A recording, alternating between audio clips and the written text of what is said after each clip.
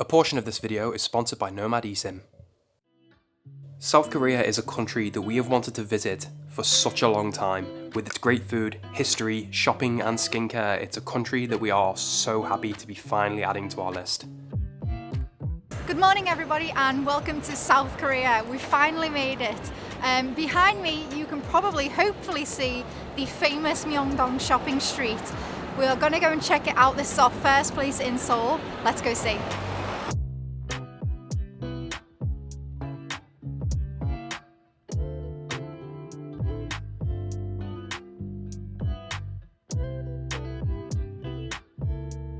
So we have been really craving fruit recently. So we've just bought some different types of fruit that are like must-tries here in Korea.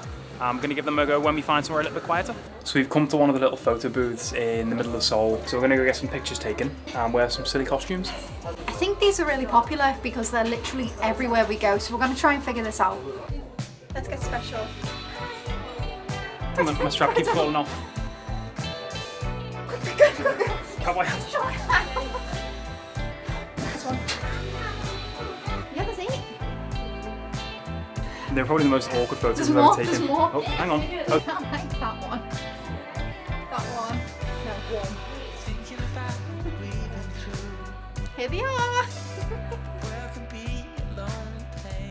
So as you can see, there are 4 booths and like thousands of people's photos. So we might stick one of them up on the wall so it's always here. Here we go.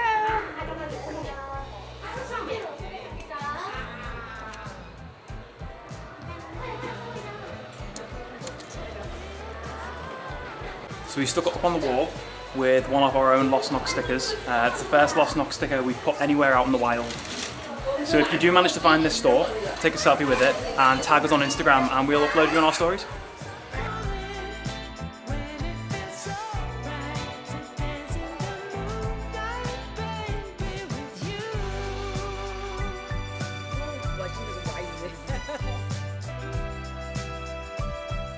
So one thing that is quite different about South Korea, they make space of the ground above and below. A lot of the time there isn't crossings on the street. You have to go in these underground passageways and underneath there's usually a huge shopping mall.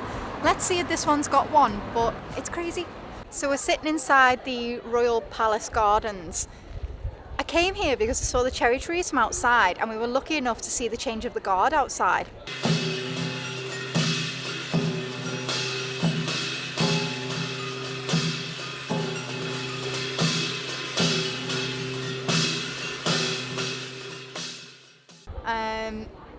We're not allowed to eat in here though. We literally came in here to see the cherry blossoms and eat all the delicious street food that we got. And the woman at the gate was like, no eating, so we're starving.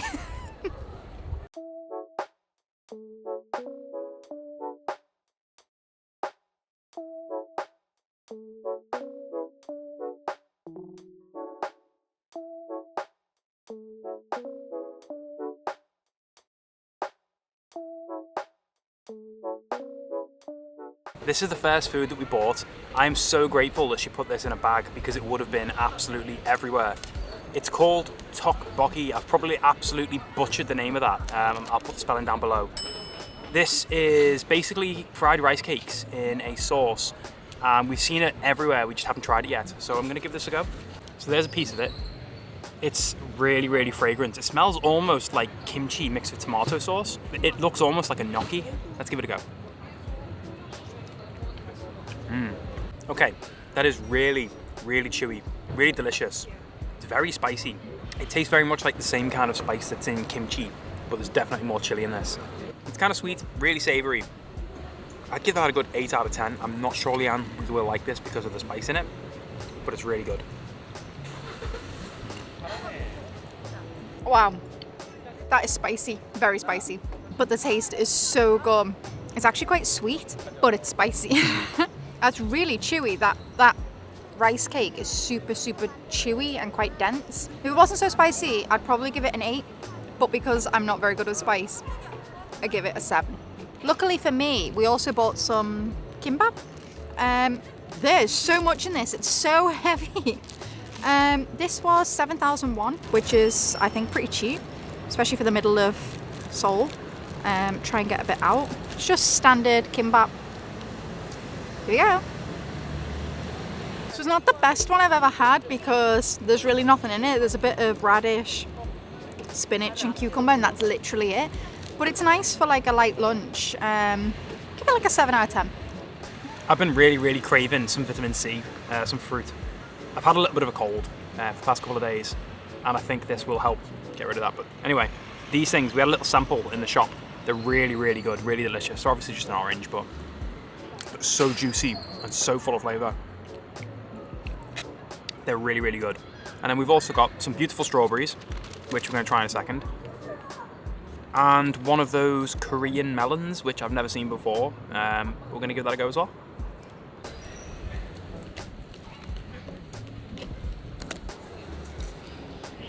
Oh my gosh, that's gorgeous.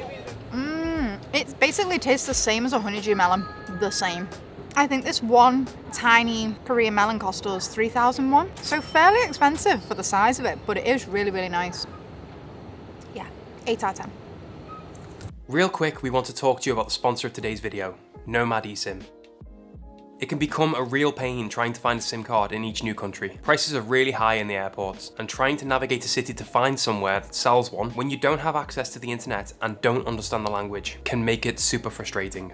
That is where Nomad comes in. We've been using Nomad whilst we're here in Korea, and it was really easy and convenient to set it up. We did it all in the customs line, and we were all set up and ready to go before we even left the airport. You simply download the app, make an account, and then choose the country that you want an eSIM in. Nomad works in over 170 countries around the world. They have several packages to choose from in each country depending on the length of your stay and the amount of data that you need. Not only that, but the prices are really competitive.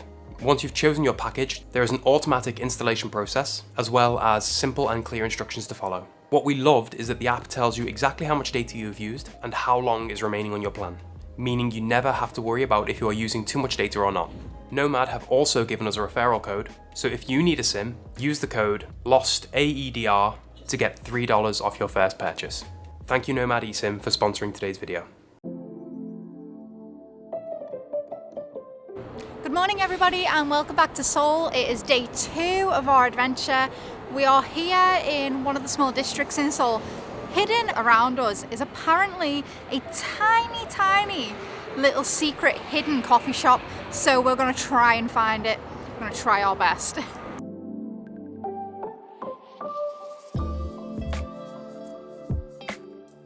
So I think we may have found it. It is literally like this wide, the alleyway. Let's see if we have actually found it.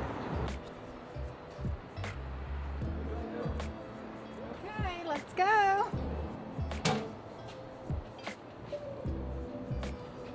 Tiny. I think we found it. It's this one here.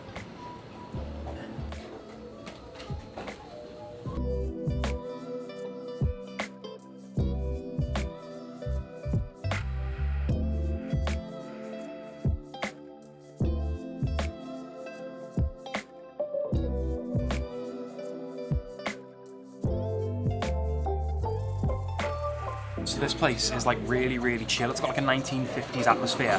It's a really nice place. We can't recommend it enough. So if you are in Seoul, I'd highly recommend this place for a nice cup of coffee. It's really unique and definitely worth a visit.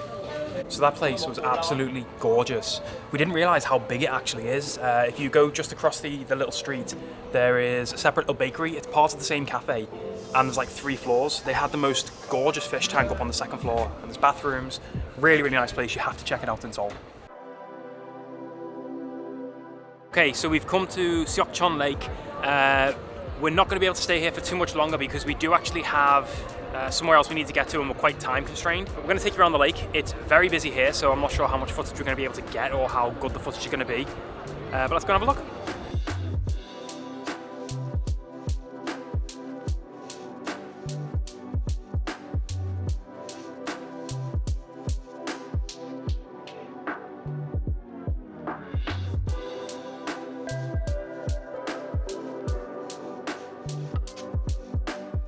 So this place is really beautiful, however it is horrifically busy. It's just gorgeous, but we can come back here another day. We're more excited to get to the next place.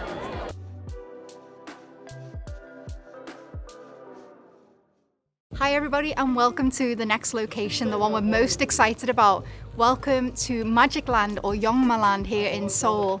This is an abandoned amusement park that was open from 1980 to 2011 and is now completely abandoned but open for people to come and take photos. There is an entrance fee of 10,000 won, but from what I can see, it's totally worth it. We're here at the best time because the sun's going down slowly and there's not that many people here. I cannot wait to show you around this place.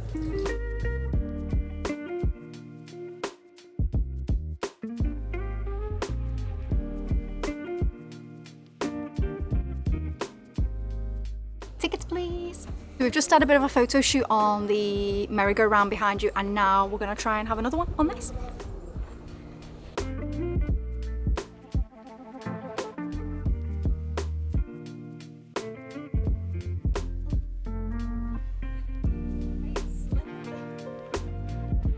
This is seriously the best place I think I've ever been for photography, and it's literally a tactile person's dream. Look at all the buttons, everything's disconnected, I hope.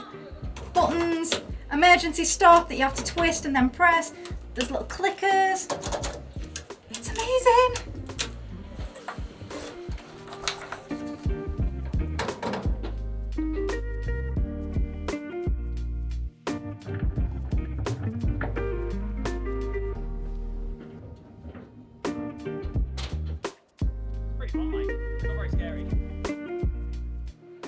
Hello young man, would you like a go on the ride? Yes, please.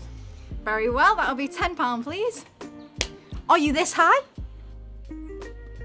Okay, fair enough. Sit on the ride. Come on, just get On the right hand side please. Sit down.